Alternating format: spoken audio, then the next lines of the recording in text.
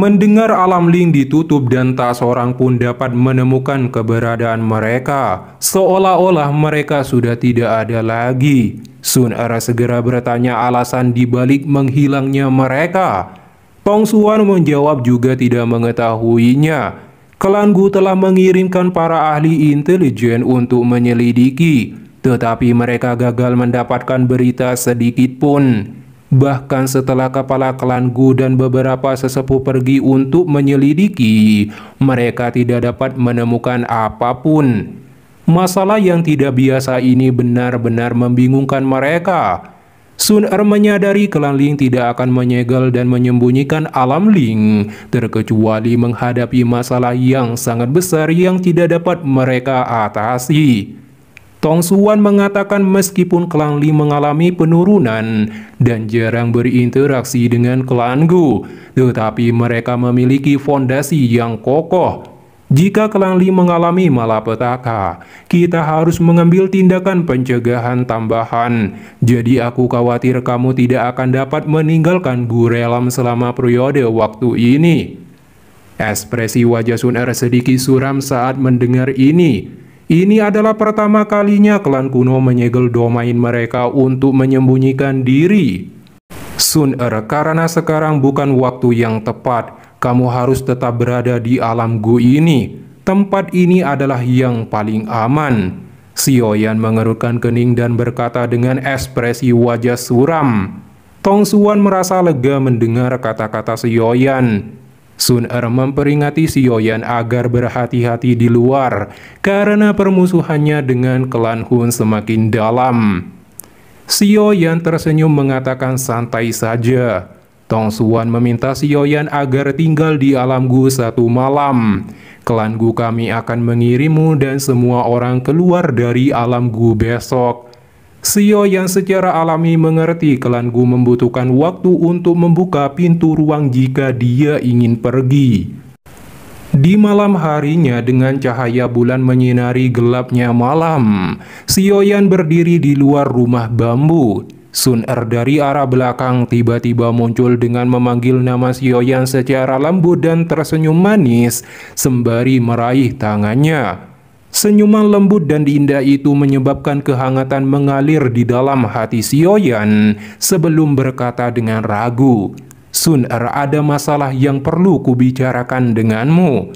Wajah Sun Er bersandar di dada Xiaoyan. Apakah ini masalah yang terkait dengan Cailin? Xiaoyan langsung terkejut mendengar perkataannya. Dia tidak menyangka Sun Er akan mengetahuinya. Sun Er berkata mengkhawatirkan Xiaoyan dan mengirimkan seseorang untuk mendapatkan informasi tentangnya dan Cailin termasuk di dalamnya. Mendengar ini Xiaoyan tidak tahu harus berkata bagaimana, apalagi saat ini Sun Er sedang memeluk tubuhnya. Sun Er berkata dulunya dia sangat marah mendengar berita Xiaoyan dan Ratu Medusa main kuda-kudaan di bawah magma. Meskipun Sun Er memaafkannya, dia perlu memberikan sedikit pelajaran. Sun Er membuka mulut kecilnya dan dengan kejam menggigit dada Xiaoyan. Rasa sakit itu terlihat jelas di wajah Xiaoyan saat ini, tetapi tidak melawan dan berkata, Aku akan melihat apakah kamu masih akan berani menjadi seorang wanita di masa depan. Sun Er segera melepaskan gigitannya dan menatap Xiaoyan dengan tatapan marah tetapi sangat menggemaskan. Xiaoyan tiba-tiba menundukkan kepalanya dan dengan kejam mencium mulut Sun Er. Sun Er terkejut dicium mendadak dengan ekspresi malu. Xiaoyan dengan erat memeluk tubuh Sun Er dan bersiap melakukan tindakan selanjutnya. Tetapi ayah Sun Er datang sambil batuk-batuk. Ini menyebabkan Xiaoyan dan Sun Er berpisah seolah-olah mereka telah disetrum. Melihat kemunculan Gu Yuan, Xiaoyan hanya bisa tersenyum malu. Wajah Sun Er yang semulanya memerah berubah menjadi lebih merah ketika dia melihat ayahnya. Tangannya dengan kejam mencubit pinggang Xiaoyan sebelum bergerak pergi bersembunyi di dalam kamarnya. Xiaoyan hanya bisa tertawa getir saat melihat Sun Er kabur dan menatap Gu Yuan dengan rasa malu. Harus dikatakan bahwa kemungkinan besar adegan ciuman ini akan dihapus. Dilihat dari video previewnya saja, memang begitu. Guyuan bertanya apakah Sioyan bertemu dengan Siosuan. Sioyan menjawab telah bertemu dengan leluhurnya. Guyuan berkata bisa merasakan kekuatan garis keturunan di tubuh Sioyan. Sioyan bertanya bagaimana membantu leluhurnya keluar dari makam surgawi. Guyuan menegaskan tidak memiliki kemampuan, karena makam surgawi diciptakan oleh elit Daudi pada zaman kuno. Jika ingin melanggar aturan di dalamnya dan membiarkan Siosuan melarikan diri, mungkin seseorang juga harus mencapai level Daudi. Sioyan tertawa getir. Ekstensi legendaris semacam ini terlalu tak terbayangkan. Bahkan Guyuan di depannya sebagai salah satu ahli top sejati di benua Daoji hanya memiliki hati yang dipenuhi ketakutan dan rasa hormat karena dua kata ini. Sioyan bertanya apakah dunia ini benar-benar memiliki keberadaan yang dikenal sebagai Daodi. Guyuan terdiam sejenak dan menjawab tidak ada yang tahu. Jika seseorang mencapai level Daodi, semua orang di depannya akan seperti semut. Setelah itu Guyuan melambaikan tangannya dan tidak ingin melanjutkan pembahasan ini. Sioyan disuruh istirahat karena akan pergi esok hari. Dengan kekuatannya saat ini, para sesepuh tidak akan menganggap remeh dirinya. Namun karena masalah klan Ling, Sun Er tidak akan bisa meninggalkan Gurelam untuk sementara waktu. Sioyan mengangguk dan bertanya, apakah penantua Guyuan berpikir bahwa perubahan di alam Ling kali ini adalah akibat ulah manusia atau bencana alam? Guyuan menjawab tidak tahu banyak.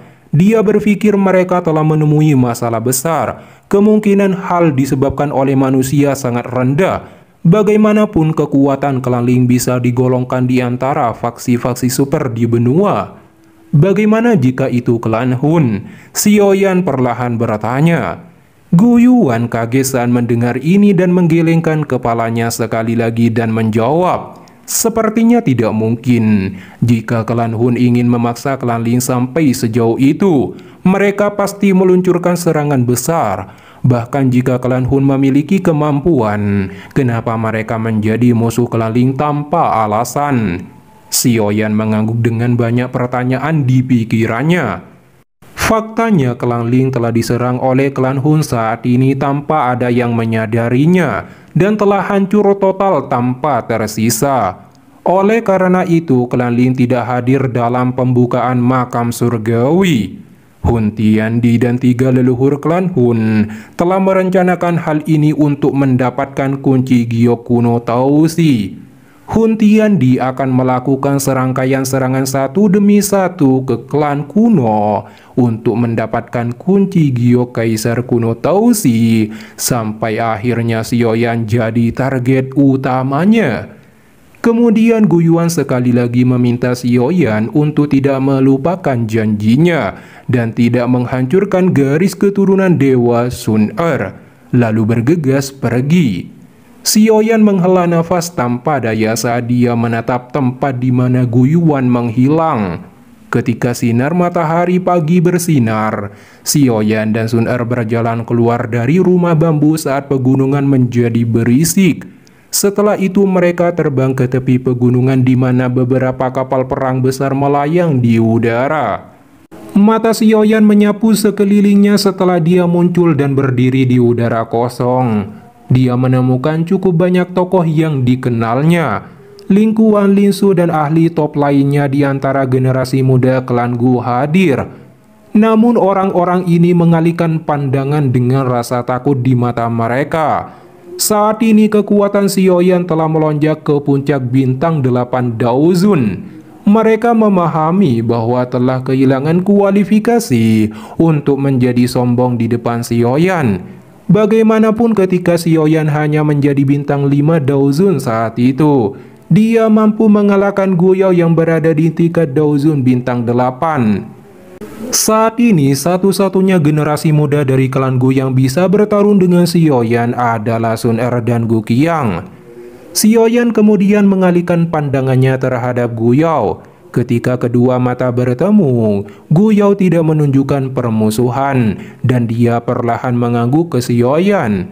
Xiaoyan terkejut melihat tindakan Guyao yang sedikit bersahabat. Xiaoyan tersenyum dan membalas mengangguk.